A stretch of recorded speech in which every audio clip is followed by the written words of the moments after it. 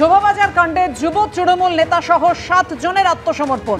আদালতে আত্মসমর্পণের পর যুব তৃণমূল নেতা কেদার দাস সহ 7 জনের জামিন। ধৃতদের জেল হেফাজত চেয়েছিল পুলিশ। জুয়া সাট্টা কারবারে জড়িত থাকার অভিযোগে শোভাবাজারে তৃণমূলের কোন্দল সামনে আসে। আপনারা দেখতে পাচ্ছেন সেদিনকার ছবি। দলেরই প্রাক্তন যুব সভাপতিকে চড় বানেন দলেরই তৃণমূল কাউন্সিলরের মদতেই সাট্টা জুয়ার কারবার পাল্টা অভিযোগ করেন আক্রান্ত। আর এই ঘটনায় দুপক্ষই পরস্পরের বিরুদ্ধে থানায় অভিযোগ দায়ের করে। শোভাবাজার কাণ্ডে অবশেষে যুব তৃণমূল নেতা সহ আপনাদেরকে যে খবর জানাচ্ছিলাম 7 জনের জামিন। ধৃতদের জেল হেফাজত চেয়েছিল পুলিশ।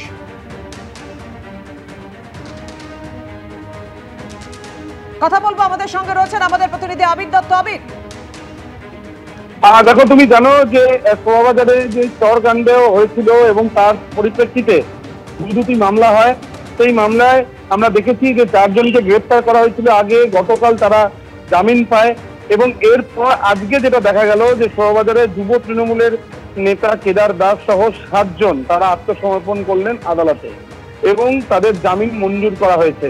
শর্ত সাপেক্ষ জামিন মঞ্জুর করা হয়েছে এবং পুলিশের তরফ থেকে অর্থাৎ পাবলিক প্রসিকিউটর তিনি জেল হেফাজতের আবেদন করেন।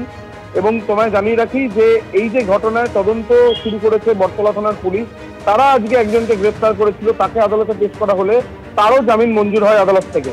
এবং এই যে 7 জন, তাদের মধ্যে কেদার দাস যিনি প্রাক্তন যুব সভাপতি স্থানীয় ওয়ার্ডের অর্থাৎ 18 নম্বর ওয়ার্ডের, সেই কেদার দাস তাকে দেখা গিয়েছিল ভাইরাল ভিডিওতে যে কাউন্সিলর তাকে চড় মারছেন।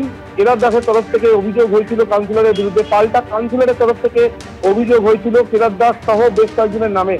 এবং তাদের অভিযোগের ভিত্তিতে যে তদন্ত শুরু করেছিল পুলিশ, সেই তদন্তে গ্রেপ্তার হওয়ার আগেই তারা আত্মসমর্পণ করেছে ব্যারিস্টার আদালতে এবং সেখান থেকে তাদেরকে শর্ত সাপেক্ষ জামিন দেওয়া হয়েছে, এমনটাই জানা যাচ্ছে।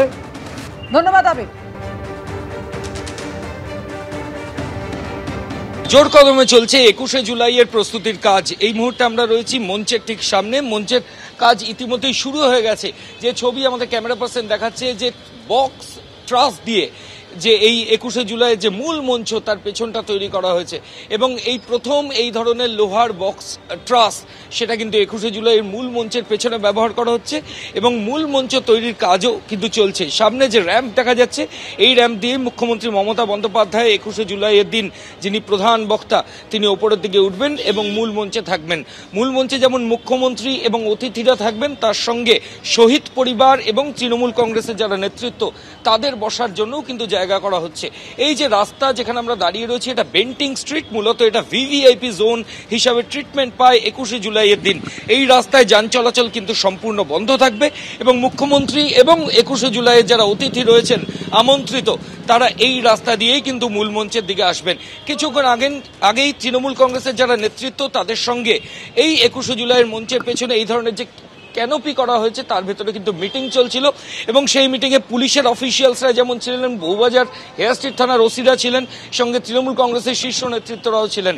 সব মিলিয়ে যে ছবি ধরা পড়ছে যে 21শে জুলাই আসতে হয়তো এখনো 3 দিন বাকি, কিন্তু জোর কদমে প্রস্তুতি, ক্রাউড ম্যানেজমেন্ট এবং সমস্ত ধরনের যে কাজ সেটা কিন্তু মঞ্চের সামনে শুরু হয়ে গেছে।